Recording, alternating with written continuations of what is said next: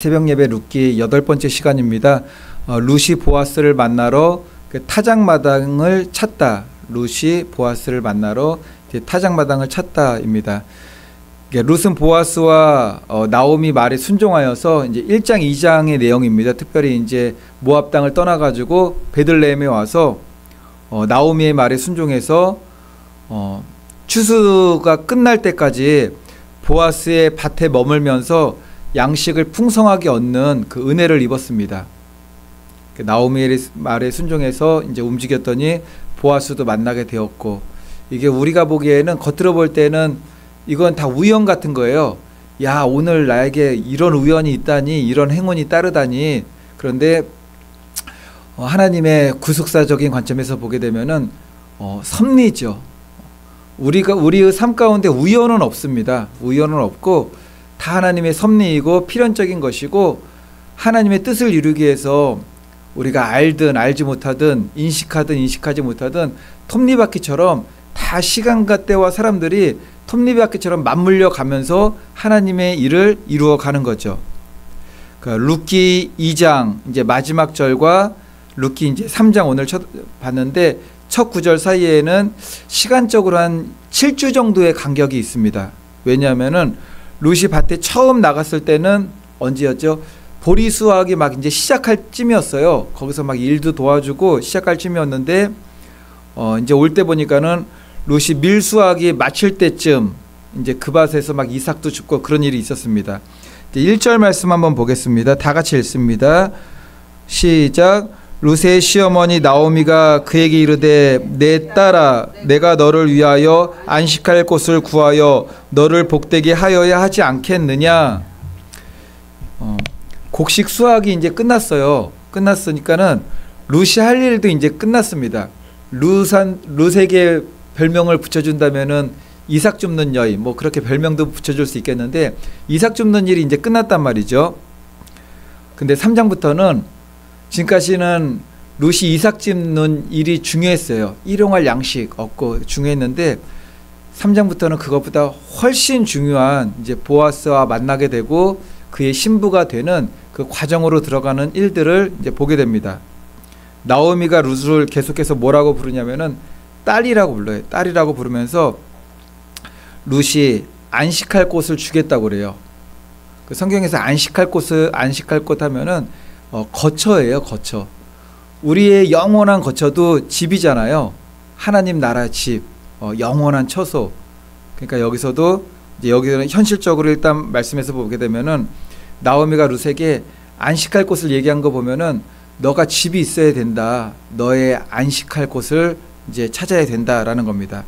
다음 2절 말씀 또 다 같이 한번 읽겠습니다. 내가 함께하던 시작. 내가 함께하던 하녀들을 둔 보아스는 우리의 친족이 아니냐. 보라, 그가 오늘 밤에 타작마당에서 보리를 까불리라. 아멘.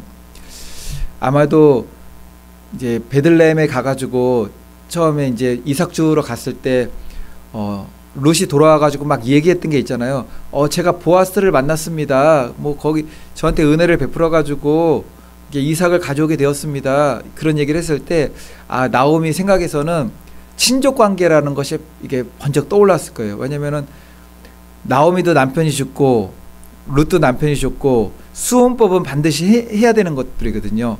이제 보아스, 유력자, 부자, 아주 멋진 괜찮은 사람 생각하니까는 수혼법이 먼저 생각났을 텐데, 그거에 대해서는 얘기하지 않다가 이제 3장 들어가지고 얘기를 딱 꺼내는 거예요. 뭐라고 꺼내죠? 2절 보니까는 내가 함께하던 하녀들을 둔 보아스는 우리의 친족이 아니냐. 그래, 친족이 아니냐. 보라, 그가 오늘 밤에 타작마당에서 보리를 까불리라. 그리고 3절에서도 얘기하죠. 너는 모욕을 하고 기름을 바르고 의복을 입고 타작마당에 내려가서 그 사람이 먹고 마시기를 다 하기까지 그에게 보이지 말고 있다가 그가 뭐 잠들거든 발 밑으로 이렇게 들어가라. 그런 얘기죠. 수혼법에 대해서 이제 이야기를 하는 거예요. 보아스가 친족이라고 말하는 거죠. 과부된 여인과 결혼할 남자, 친족 중에 하나가 보아스이다 라고 말하는 겁니다. 수혼법을 우리가 알면은 굉장히 중요해요. 수혼법이 뭐죠? 그러니까 결혼을 했는데 남편이 죽어요. 그러면은 그 과부된 여자를 갖다가 다시 새로운 곳에다가 결혼을 시켜서 보냈나요? 그게 아니죠. 형제 중에서 만약 형제가 없으면 이제 가장 가까운 친족 중에서 계속 그를 책임질 수 있도록 이제 결혼하게 하는 게 그게 수혼법이잖아요. 수혼법은 하나님께서 모세에게 말씀하셨던 율법을 총 세면은 구약의 율법이 613개래요. 613개인데 신명기에 나와 있어요. 신명기 25장 5절로 10절 보면은 뭐 형수가 있는데 형님이 없게 되면 이제 그 동생한테 이제 형제 중에서 계속 결혼하게 되는 그 수혼법 이야기가 나오는데 이 이야기하면은 생각나는 그 사건이 좀 있지 않습니까? 복음서 보면은 신명기의 수혼법 이야기가 나와요. 그 사두개인들이 예수님 시험하려고 왔어요. 형수와 결혼했는데 자식이 없어 죽었습니다. 그래서 수혼법에 따라가지고 둘째가 결혼했는데 형수는 계속 살아있는데 결혼만 하면은 형제들이 죽는 거예요. 첫째, 둘째, 셋째, 넷째, 다섯째. 있을 수도 없는 얘기지만 예수님을 공경에 빠뜨리려고 7째까지 다 죽었습니다. 부활이 있다고 그러는데 그럼 부활 때 되면은 7명의 형제 중에서 그 여자 형수는 누구의 아내가 됩니까? 라고 물으니까는 우리 같으면 어떻게 이거 어떻게 대답하지? 이거를 갖다가 이제 큰일 났다 이제 그렇게 되는데 사두개인들 예수님 시험하려고 공경에 빠뜨리려고 딱 그 질문했더니 예수님께서 뭐라고 대답을 했죠? 예수께서 대답하여 이르시되 너희가 성경도 하나님의 능력도 알지 못하는 거로 오해하였도다. 이제 부활 때는 장가도 아니 가고 시집도 아니 가고 하늘에 있는 천사들과 같으니라. 우리의 상태가 그런 겁니다. 그래서 이게 성경의 진리잖아요. 이 땅에서 너무 막 사랑했어요. 사랑해서 이제 누구 한 명이 이제 하나님 나라로 가면서 혹은 이제 죽어가면서 이런 말 하면 안 되는 거예요. 우리 다음 생에서도 꼭 부부를 만나요. 그러면은 그런 건 없어요. 다음 생에는 없어요. 이제 부부를 만나는 것도 없고 다음 생에서 우리는 뭘로 만나죠? 그냥 하나님의 자녀로 만나는 거예요. 하나님의 자녀로 만나고 또 주님의 신랑과 신부 사이로 얘기한다면은 이게 하나님의 성경의 말씀이기도 하고 하나님의 능력은 오직 예수 그리스도 한 분 된 예수 그리스도 우리 주님은 신랑이신데 우리 모두가 신부잖아요. 신부들이에요. 신부들. 우리가 다 신부들이에요. 그러니까 하나님의 자녀이면서 신부들이죠. 다음 생에 만나고 그러는 것도 없고 그와의 이별이 너무나 그와의 사랑을 너무나 끊을 수가 없어가지고 이게 뭐라고 그러죠? 저승으로 가지 못하고 이 땅을 뭐 떠돌면서 뭐 그 사람을 지켜주고 그런 거 없어요. 그냥 한 번 죽는 것은 사람에게 정해진 것이요 그 후에는 심판이 있으리라. 심판은 이제 정죄가 되는 거예요. 하나님 앞에 천국 갈 수 있는 사람인가 지옥 갈 수 있는 사람인가 죄인인가 구원받는 사람인가 이때의 심판은 완전한 정죄예요. 그래서 이 땅에서 살아있는 동안에 우리가 누구를 정죄할 수는 없습니다. 아무리 약한 사람도 우리가 죄인이다라고 정죄할 수는 없어요. 다만 분별하는 거죠. 분별할 뿐이지 정죄는 심판관 재판장 되신 우리 주님 예수 그리스도만 하나님만이 우리의 재판관이 될 수가 있습니다. 근데 여기서도 그 수혼법 얘기할 때 사두개인들이 막 얘기하는데 몇 명까지 결혼하는 거 나오는지 아십니까? 몇 명까지? 7명까지 얘기해요. 7명. 형도 죽고 누구도 죽고 누구도 죽고 계속 다 죽었습니다. 7명인데 수혼법에서 7이라는 숫자에 맞춘 것은 믿음의 원리가 있죠. 여기에 7이라는 숫자가 주는 의미가 뭐죠? 완전수예요. 완전수. 이제 수혼법은 이 형이 죽어서 결혼하지 못할 때 그 다음 사람이 결혼하는 거잖아요. 그런 거를 볼 때 수혼법은 또 완전수이기도 한데 어떤 거냐면은 보아스를 예수 그리스도로 예표할 수 있다고 말씀을 드렸습니다. 그리고 나오미는 이스라엘, 룻은 이방교회로 예표할 수 있다고 그랬죠. 엘리멜렉은 누구라고 그랬죠? 엘리멜렉은 엘리멜렉은 하나님이기도 한데 하나님이 죽었잖아요. 죽었는데 이제 수혼법에 따라서 결혼해야 돼요. 수혼법에 따라서. 수혼법이 뭐 7이라는 숫자는 복음서의 그 사두개인들의 예표로 나오는 숫자지만 어쨌든 7명이 딱 죽었는데도 완전하게 그 결혼이 성립이 됩니다. 그러니까 나오미가 이스라엘이잖아요. 이스라엘이 예수 그리스도하고 결혼을 못했어요. 결혼 못했잖아요. 그때 당시에. 근데 누가 결혼하게 되죠? 룻이 결혼하게 되잖아요. 룻이 이방 교회를 예표한다고 그랬죠. 그러니까 수혼법은 영적으로 보면은 하나님 나라의 계보를 잇는 하나님의 완전한 섭리이고 법칙이다라고 할 수가 있다라는 거죠.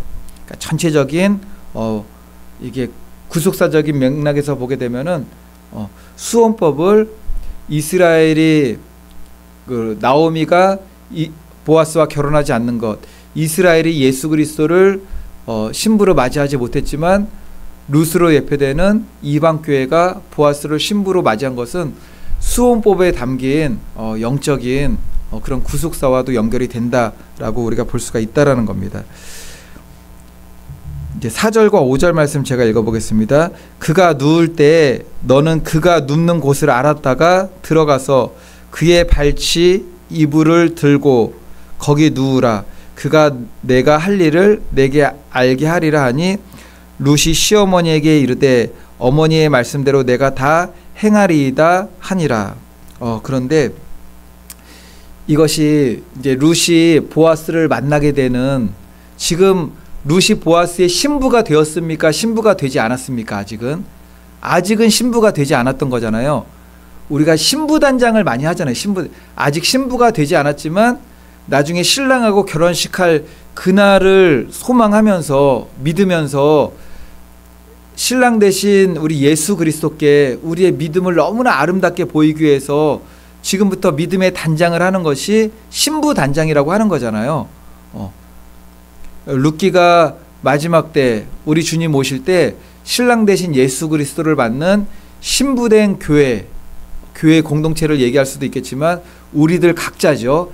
각자의 믿음이 어떻게 신랑 대신 예수 그리스도를 만날 때 신부 단장을 해야 되는가에 대한 예표적 사건이 돼요. 신부 단장은 어떻게 해야 되죠? 룻기 3장 3절이 신부 단장 모습이에요. 룻기 3장 3절 한번 보겠습니다. 신부 단장, 예수 그리스도를 맞는 우리의 신부 단장이라고 생각하고 룻기 3장 3절을 읽게 되면은 이 단어 하나하나가 마음에 이렇게 하는 거구나라는 것을 우리가 알게 될 것입니다. 3장 3절 볼게요. 그런즉 너는 모욕하고 기름을 바르고 의복을 입고 타작마당에 내려가서 그 사람이 먹고 마시기를 다 하기까지 그에게 보이지 말고. 너는 모욕하고, 이게 무슨 말씀인지 알겠죠? 모욕하고 목욕하고. 우리 그 예수님 세족식 할 때도 말씀하셨잖아요. 우리 십자가 사건이 우리의 모든 죄, 아담 때부터 왔던 그 원죄로부터 모든 것을 예수님께서 해결해 준 그 십자가 사건 안으로 들어가서 그것이 해결되는 것이 목욕이죠. 목욕. 그러면서 또 목욕에는 날마다 깨끗이 하는 거예요. 신랑한테 가장 깨끗하고 거룩하고 순결한 신부가 되기 위해서 깨끗이 씻는 거잖아요. 거룩이에요. 우리의 거룩. 이 땅에서 성도의 삶에서 가장 필요한 것은 거룩입니다. 전도도 중요하고 이웃사랑도 중요하고 구제와 선교, 전도 모든 것 너무나 다 중요하지만 하나님과 나와의 우리 주님을 만난 내 자신에게 있어서 가장 중요한 것은 죄와 멀어지고 나의 신앙을 거룩하게 하는 거예요. 깨끗이. 이게 목욕이죠. 이게 목욕. 너는 목욕하고 그 다음에 뭐라고 그러죠?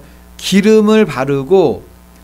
기름은 성경에서 두 가지 의미가 있어요. 하나는 성령도 기름이에요. 성령. 그리고 하나님의 말씀도 기름입니다. 말씀.